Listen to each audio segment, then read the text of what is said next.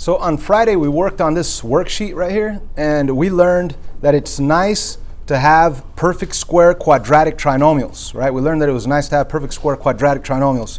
What do I mean by that? If we take a look at number 5 here, it's nice to have a perfect square quadratic trinomial because when you factor it, and if you haven't done number 5, you could jump in and do it right now, follow me on this video.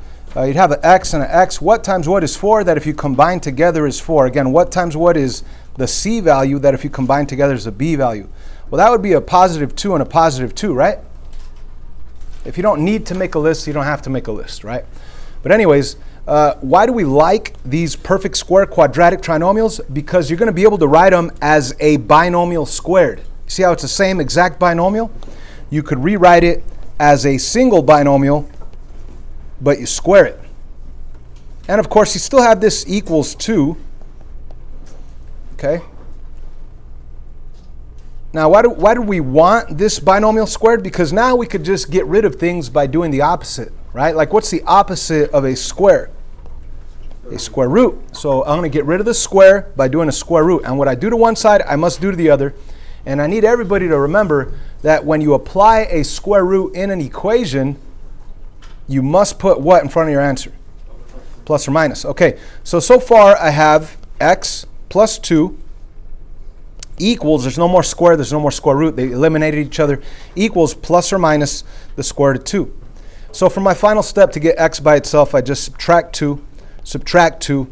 Now, whenever you have this situation, even if it's a nice number, you want to write this number first, and then the plus or minus whatever second. Okay, so even if this would have been like a 5 or a 9 or a 4, even if it would have been a nice number, you still rewrite this number first and the plus or minus item second. So let's do that. X equals negative 2 plus or minus square root of 2, and that's it, we're done. Now the reason why we're done is because the square root of 2 cannot be simplified. That's as simple as it gets. And you can't really add or subtract square roots with regular numbers, radicals with numbers. So this is why we like having a perfect square quadratic trinomial. The thing is, having a perfect square quadratic trinomial doesn't happen that often. And this is why we learn the completing the square method, okay? So like, what is the completing the square method?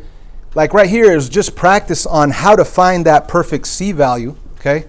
So I think I already did 9, 10, maybe 11 on the first video, so let's do 11. Okay, so how do I find the perfect c value? You guys need to memorize this. This is what we learned on Friday, that your perfect c value will be taking half of b and then multiplying it with itself or squaring it. Okay, so the perfect c value comes from this little tiny formula, b over 2 to the second power. So obviously we have b right here, that's 24. And what would half of b be? 12. And then 12 squared? 144. So that perfect c value that belongs right here is 144. So if I did have x squared plus 24x plus 144, because of this perfect c value, I'll be able to write it as a binomial squared.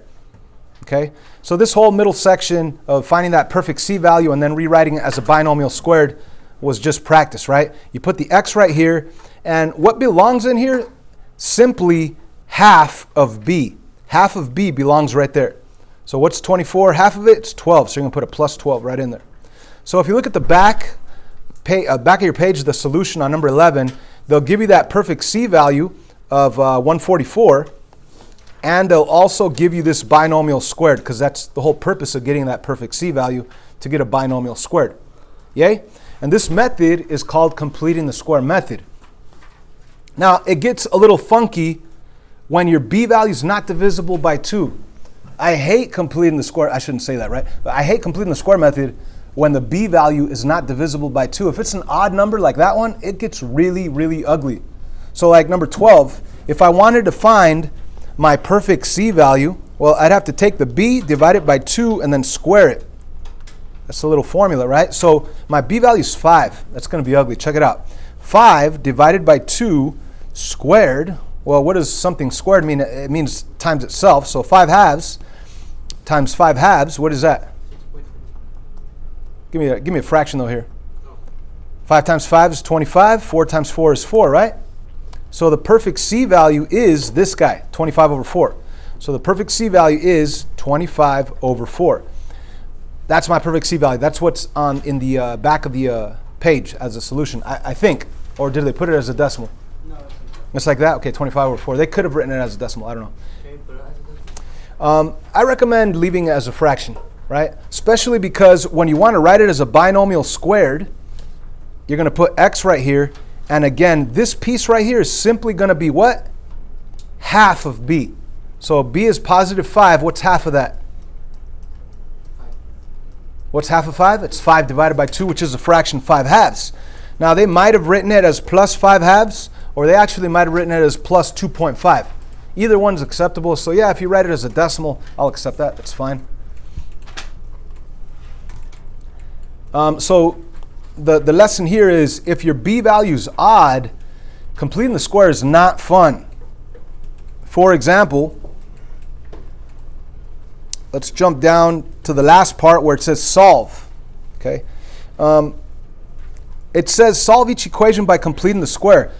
But as I explained on the previous video, if you haven't watched it, please watch it.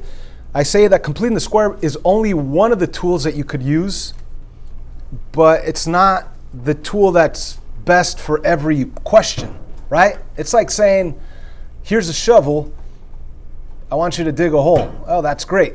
But here's a shovel, I want you to hammer in these nails. That's not the best tool to hammer in nails, right? So where am I trying to get at here? Completing the square is horrible for number 16, right? Imagine that. I'd have to take half of 3 and then square it. Forget that. What other method do you know? What other tools do you have of factoring to be able to solve this one? The GCF, right? I mean, think about that. There's an x in both of them. So if you pull out that x, you'll have an x plus 3 left over. And now we could do what we did a couple of sections ago with the zero product property. If you have something times something and it equals 0, well then that first something could be equal to 0 and the second something could be equal to 0, which means that you're going to get 2 answers after you solve both of them. This one's already solved for you, and this one, the answer is going to be -3. I mean, that's cake right there compared to completing the square method. I mean, completing the square method on number 16 right here is honestly like trying to hammer in some nails with a shovel. It's just the wrong tool for that job, okay? To be honest with you, I would not use completing the square on any of these that have a b value that's odd. Would I use completing the square right here? No. Heck no. Why not?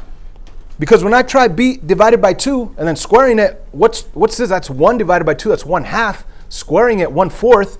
Who wants to deal with that? Nobody, right? Yep. So what's a better method to solve this guy? Factor, split, and solve. What times what is -6 that if you combine together is +1? Oh, that's +3 and -2. Oh, it's equal to 0. Okay, split them. And then solve, right?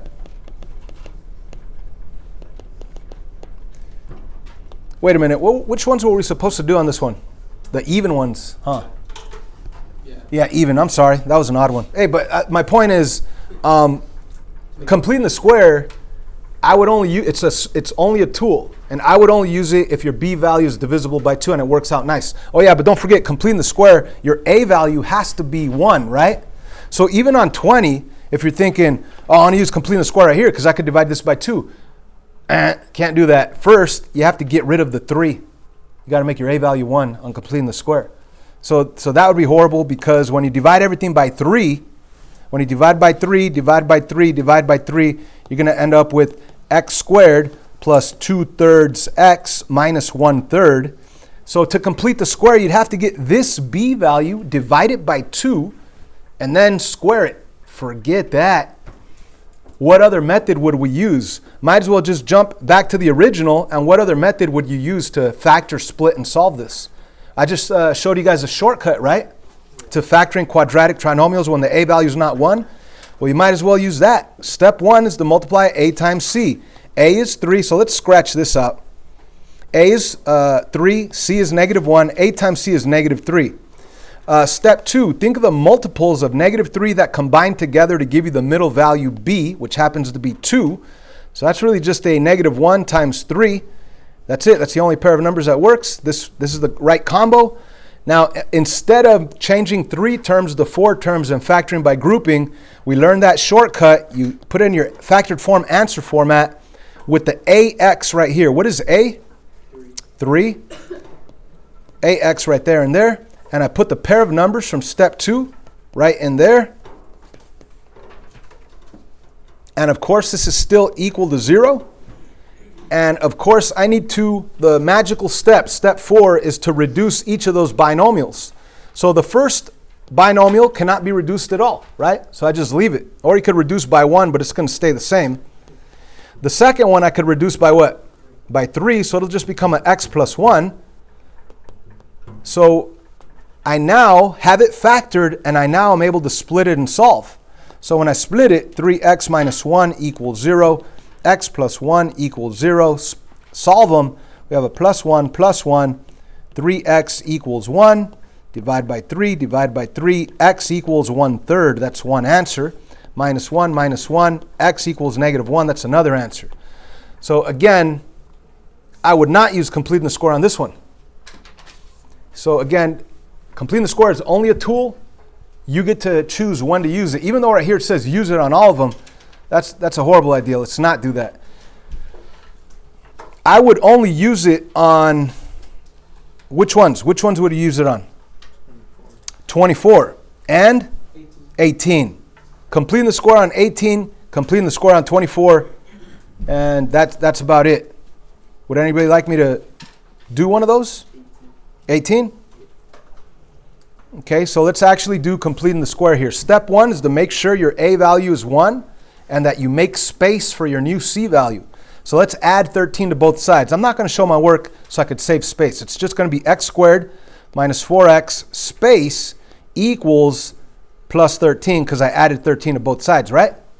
Or do you want me to show my work? I'll do it. Plus 13, plus 13.